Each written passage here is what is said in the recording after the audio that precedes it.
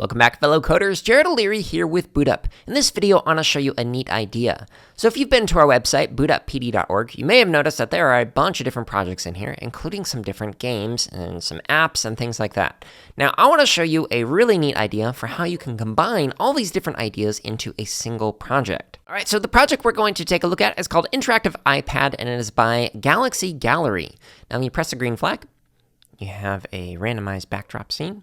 And we can go to different stuff like, okay, this looks like a Flappy Bird. So when I click on it, it takes you to a game. And so you can start. All right, it says to tap to make it so that your bird flaps. Cool. So if I keep clicking, I can go through it. And if I touch a pipe, then it is a game over. Now, if I press the home screen, I can go back and I can try something else. So for example, let's play this. So you roll. And then it's going to move your spaces, etc. So it's a little game called Chutes and Ladders or Snakes and Ladders. And there's a bunch of different stuff in here. So this is like a fidget spinner. You can click it and it'll make it so you get some coins, etc. It's got a little game with shops, different skins, things like that. So this I thought was a really neat idea for something that you could do in a project if you wanted to combine multiple projects in one.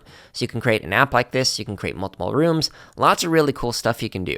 If you want to check out this particular project and see what all these other buttons do, make sure you check out the description below, which includes a link to this original project, as well as a link to bootuppd.org, which will show you how to create a bunch of really cool projects in Scratch. And if you got a really neat idea that you'd like to share, make sure you comment below so we can take a look at it, and maybe I'll turn it into an upcoming video.